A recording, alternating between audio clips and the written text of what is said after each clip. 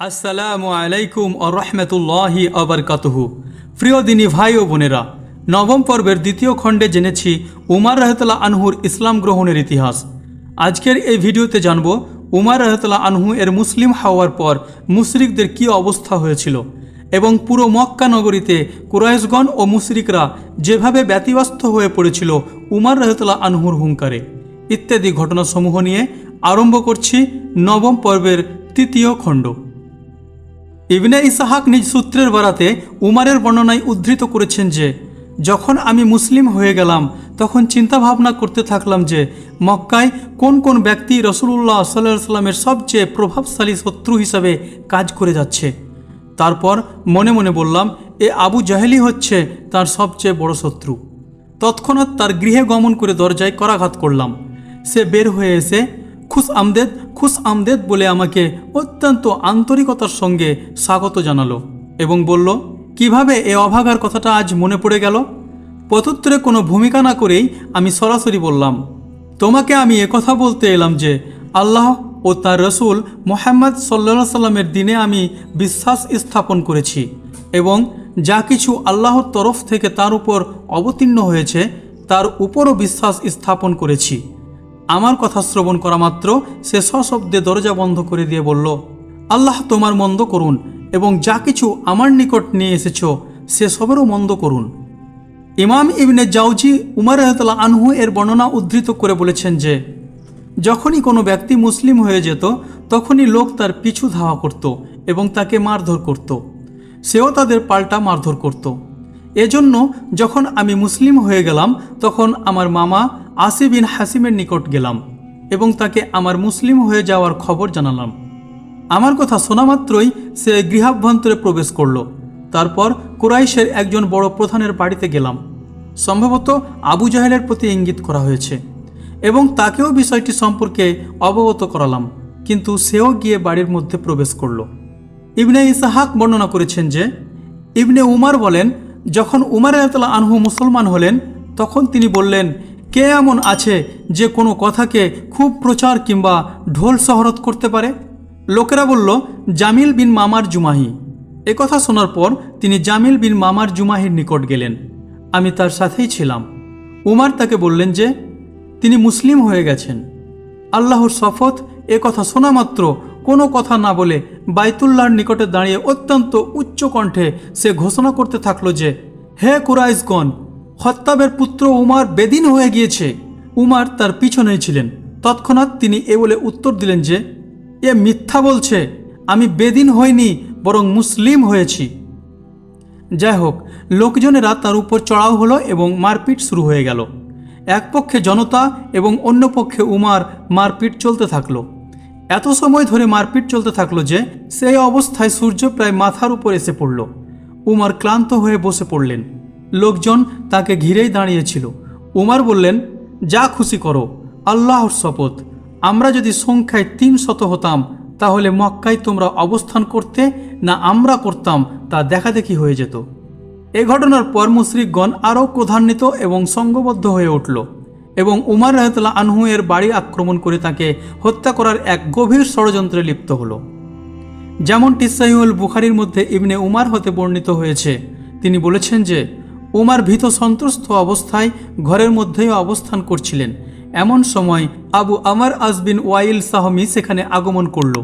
সে ইয়ামান দেশের তৈরি নকশাদার জোড়া চাদর এবং রেশম দ্বারা সুসজ্জিত চমকদার জামা পরিহিত অবস্থায় ছিল। তার সম্পর্ক ছিল সাহম গোত্রের সাথে এবং জাহেলিয়াত যুগে এ গোত্র বিপদ আপদে আমাদের সাহায্য করবে বলে প্রতিজ্ঞাবদ্ধ ছিল। সে জিজ্ঞেস করল, কি ব্যাপার?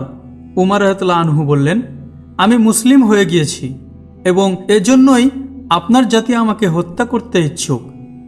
আস বলল, তা সম্ভব নয়। আসের কথা শুনে আমি মনে কিছুটা শান্তি পেলাম, কিছুটা তৃপ্তি অনুভব করলাম। তারপর আস সেখান থেকে ফিরে গিয়ে লোকজনদের সঙ্গে দেখা সাক্ষাৎ করার উদ্যোগ গ্রহণ করল। তখন জনতার ভিড়ে সমগ্র উপত্যকা গিজগিজ করছিল। আমজনতার অগ্রভাগে অবস্থিত লোকজনকে জিজ্ঞেস করল, তোমরা কোথায় চলেছ? উত্তরে তারা বলল, আমরা চলেছি খত্তাবের ছেলের একটা কিছু হ্যাস্তন্যস্ত করতে, কারণ সে বেদিন হয়ে গিয়েছে। আস বলল, না, সেদিকে যাওয়ার কোনো পথ নেই। একথা শোনা মাত্রই জনতা আর অগ্রসর না হয়ে তাদের পূর্বের স্থান অভিমুখে ফিরে গেল। উমরের ইসলাম গ্রহণের কারণে মুশরিকগণের এমন এক অবস্থা সৃষ্টি হয়েছিল যা ইতিপূর্বে আলোচিত হলো। অপরপক্ষে মুসলিমদের অবস্থা সম্পর্কে আজ অনুমান কিংবা কিছুটা ধারণা লাভ করা সম্ভব হবে এর পাশাপাশি আলোচিত পরের ঘটনাটি থেকে। মুজাহিদ ইবনে আব্বাস হতে বর্ণনা করেছেন, আমি উমর বিন খাত্তাব রাদিয়াল্লাহু আনহুকে জিজ্ঞাসা করলাম যে কী কারণে লকব বা উপাধি ফারুক হয়েছে। তখন তিনি আমাকে বললেন, আমার 3 দিন পূর্বে হামজা রাদিয়াল্লাহু আনহু মুসলিম হয়েছিলেন।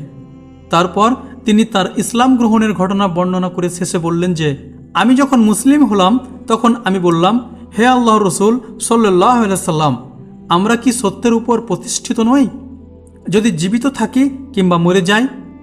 নবী করিম সাল্লাল্লাহু আলাইহি সাল্লাম ইরশাদ করলেন, অবশ্যই সেই সত্তার শপথ যার হাতে আমার জীবন, তোমরা যদি জীবিত থাকো কিংবা মৃত্যুমুখে পতিত হও, হক বা সত্যের উপরেই তোমরা রয়েছ।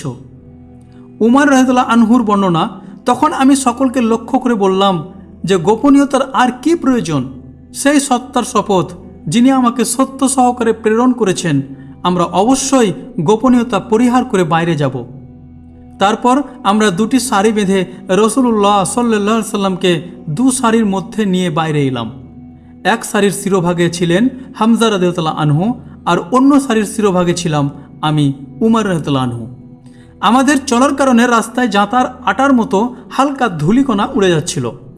এভাবে যেতে যেতে আমরা মসজিদুল হারামে গিয়ে প্রবেশ করলাম। উমর রাদিয়াল্লাহু আনহু বলেছেন, কুরাইশগণ যখন আমাকে এবং হামজাকে মুসলিমদের সঙ্গে দেখল তখন মনে মনে তারা এত আঘাতপ্রাপ্ত হলো যে এমন আঘাত ইতিপূর্বে আর কখনো পায়নি। সেই দিনই রাসূলুল্লাহ সাল্লাল্লাহু আলাইহি সাল্লাম আমার উপাধি দিয়েছিলেন ফারুক।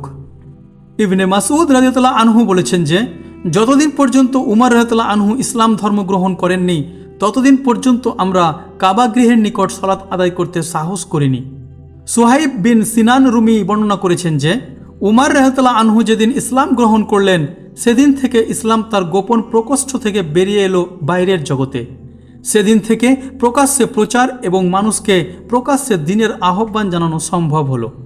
পূর্বের সূত্র ধরেই বলা হয়েছে, আমরা গোলাকার হয়ে আল্লাহর ঘরের পাশে বৈঠক করলাম এবং আল্লাহর ঘর প্রদক্ষিণ করলাম।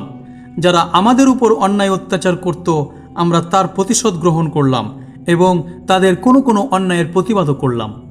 ইবনে মাসউদের বর্ণনা, যখন হতে উমর রাদিয়াল্লাহু আনহু মুসলিম হয়েছিলেন তখন থেকে আমরা সমানভাবে শক্তিশালী হয়েছিলাম এবং মান সম্মানের সঙ্গে বসবাস করতে পেরেছিলাম।